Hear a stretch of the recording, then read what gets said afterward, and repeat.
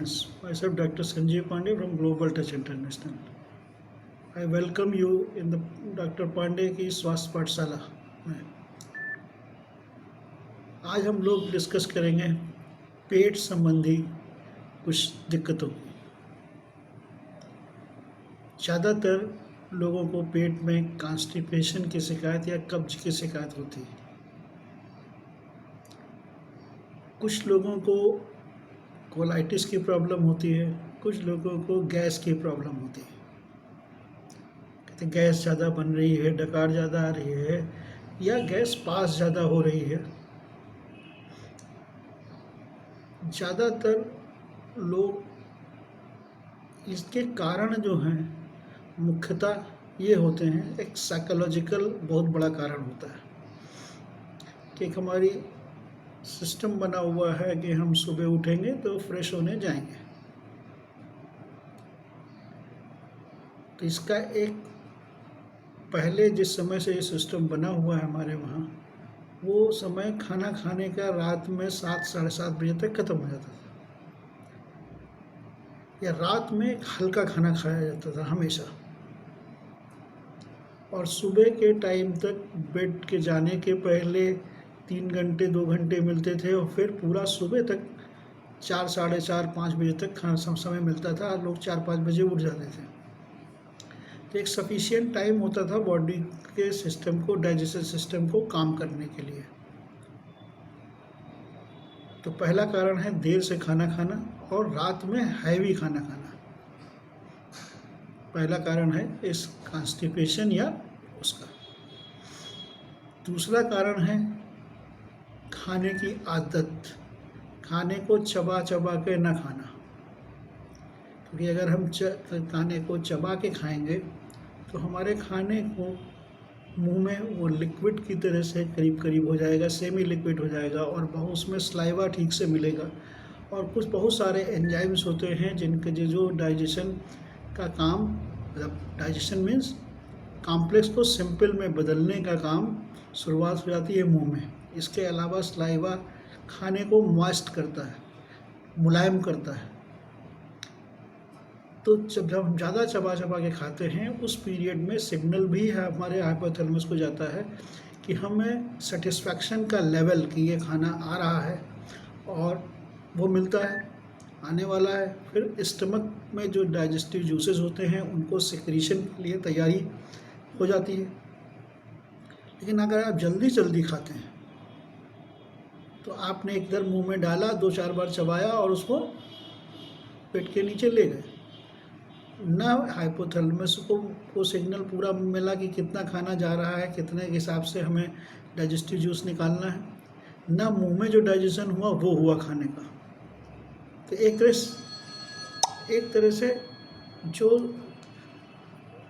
Digestion होना चाहिए वो डाइजेशन यहाँ से स्टार्ट होना चाहिए, और जितना सॉफ्ट फूड हो जाना चाहिए वो नहीं हुआ। अब पहुँचा स्टमक में खाना, वहाँ पर एसिडिक मीडियम होता है, और एसिडिक मीडियम में प्रोटीन कंटेंट जो फूड आइटम के होते हैं उनका डाइजेशन होता है। साथ में एसिड काम करता है, जितने भी खाना है उसमें जितने भी प्रकार के अगर किसी तरह का अनफेवरेबल बैक्टीरिया है या और सारी चीज़ें हैं तो उनको नष्ट करता है। अगर खाना टुकड़ों में नहीं बटा हुआ है, बिल्कुल बहुत ही ज़्यादा कायम किया हुआ नहीं है, तो हर पार्ट में वो एसिड नहीं लग पाएगा, तो प्रोटीन का डाइजेशन भी नहीं होगा ठीक से, और साथ में फूड भी इन्फेक्टेड या नहीं होगा। या खाना कम आया है, ज़्यादा आया है, ये आपके जल्दबाजी के खाने में, तो उतना कितना एसिड निकालना है कितना नहीं निकालना है, ये एक बॉडी के ऑटोनोमिक नर्वस सिस्टम से, ब्रेन सिस्टम से नहीं पता चलता है। तो कभी कभी एसिड ज़्यादा आ जाता है, कभी कभी कम आ जाता है। दोनों कंडीशन में प्रोटीन का डाइजेशन प्रॉपर नहीं हो पाता है, और फूड भी डिसइंफेक्ट नहीं हो पाता है। यहाँ पर सबसे बड़ी प्रॉब्लम यहीं आ गई कि जो हम बड़े बड़े कौर जल्दी खाना, तो नंबर दो टाइप बात हो गई कॉन्स्टिपेशन की, कि चबा चबा के न खाने की वजह से कॉन्स्टिपेशन की शिकायत होने की संभावना बहुत होती है। ठीक है। कम से कम एक बार जब और चबाएँ तो 32 बार चबाएँ उसको। तो सेमी अनडाइजेस्टेड फूड इस कारण से पेट में जाता है, फिर आगे वो पास होता है ड्यूडेनम में। ड्यूडेनम में जहाँ पर आके बाइल जूस मिलता है और सारे एंजाइम्स मिलते हैं, एसिड सिस्टम को न्यूट्रलाइज किया जाता है और न्यूट्रलाइज करने के बाद वो आगे पास होता है, जहाँ पर तरह तरह के एंजाइम्स आते हैं जो कार्बोहाइड्रेट का, फैट का, इन सब का डाइजेशन करते हैं। लेकिन शुरुआत हो चुकी है वहाँ से कि फूड प्रॉपरली मॉइस्ट नहीं हुआ, प्रॉपरली डाइजेस्ट नहीं हुआ, प्रॉपरली डिसइंफेक्ट नहीं हुआ, ये कारण बनता है आँत में जाके खाने का फंसने का, या स्मूथली पास ऑन नहीं हो पाता है। अब जब वो पास ऑन नहीं हो पाता है तो आगे सब प्रॉब्लम धीमे धीमे आनी शुरू होती हैं।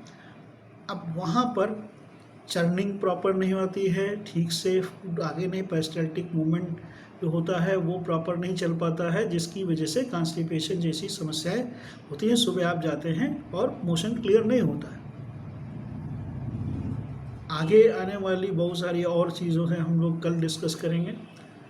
अगर आपको ये एपिसोड पसंद आ रहा हो तो आप इसको लाइक करें, चैनल पसंद आ रहा हो तो उसको सब्सक्राइब ज़रूर करें। कमेंट्स में आप अपने कमेंट्स डालें, अपने सुझाव डालें, या GTI pathshala@gmail.com पे अपने संदेश भेजें और अपने सजेशंस भेजें। धन्यवाद। आज इतना ही।